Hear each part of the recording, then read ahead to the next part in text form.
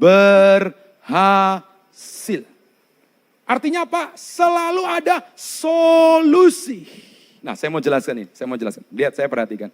Pertanyaan, ada satu orang bertanya, Pak, bisa nggak sih orang Kristen gagal? Coba Anda pikirkan baik-baik. Bisa nggak sih orang Kristen failed? Kok kayaknya bertentangan dengan ayat ini?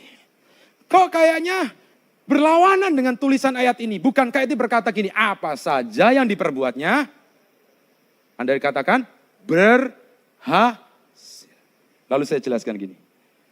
Orang selama dia jalan ngikutin firman, selama dia setia mengikuti perintah Tuhan, ada garansi hidupnya pasti berhasil. Lalu saya mulai cerita kisah Yosua. Yosua tuh 4 kali diingetin Tuhan waktu dia memasuki tanah Kanaan. Dengarkan ini.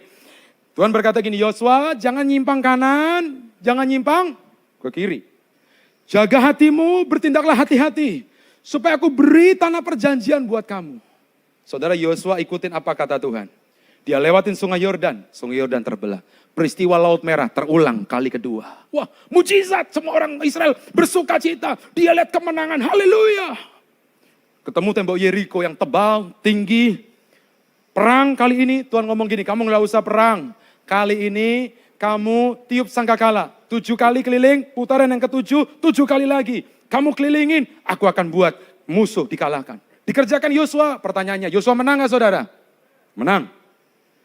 Dia setelah merobohkan tembok Yeriko bersama dengan Tuhan, masuk satu kota yang namanya Ai.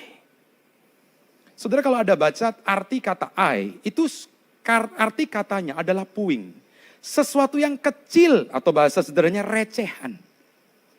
Bayangkan kalau tembok Yeriko bisa diruntuhkan, kira-kira Ai bisa dikalahkan gak saudara? Seharusnya bisa. Tapi kalau Anda baca di rumah nanti, Yosua pasal 7. Yosua itu seorang komandan yang bagus. Dia kasih pengintai, cek. Dan pengintainya berkata, benar Yos. Benar komandan, ini kotanya kecil. Nggak berarti. Lalu Yosua bilang gini, oke kalau gitu kirim 3.000 pasukan aja. Yang lain istirahat. Kirim 3.000. Loh yang gede aja bisa Tuhan hancurkan, apalagi yang kecil. Tapi dikirim 3.000, Alkitab bilang, waktu dia kirim 3.000, Yosua mungkin nonton lewat televisi. Dia cuma pengen dengar kabar, Israel menang. Tapi ketika dia dengar kabar itu, apa yang terjadi? 36 tentaranya, saudara, tewas dan orang Israel lari, bukan face to face. Tapi mereka lari membelakangi musuhnya, alias dikejar-kejar sama musuhnya. Waduh, bagi Yosua sebuah kekalahan, sebuah kegagalan tidak bisa ditoleransi. Karena Tuhan janji, tanah Kanaan sudah akan diberikan kepada siapa saudara? Yosua. Waktu dia berdoa, Tuhan bilang gini, karena ada satu orang yang namanya Akan. Akan itu dikasih nama sama ibunya, arti kata Akan kalau Anda cari, bahasa Ibraninya artinya kesukaran. Saya nggak tahu kenapa ada orang tua kasih nama anak Sukar, saudara. Dan saudara karena dia kesukaran, akhirnya dia membuat ulah.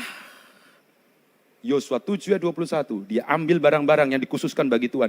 Tuhan bilang jangan loh, dia ambil, dia curi. Dan apa yang terjadi? Yosua mesti beresin dosa Akan. Dia dibuang ke lembah Akor. Akor artinya juga kesukaran. Saudara, ini orang yang suka buah sukar, masuk ke dalam kesukaran.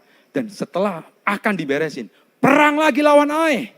Kalau Anda baca Alkitab, saya tanya, Yosua menang gak saudara? Yang keras di rumahmu, Anda katakan, menang. Jadi kalau kita gagal dalam hidup ini, jangan-jangan ada bagian firman yang belum kita setia untuk kerjakan. Saya berdoa di masa seperti hari ini, pastikan hidup kita, yuk kita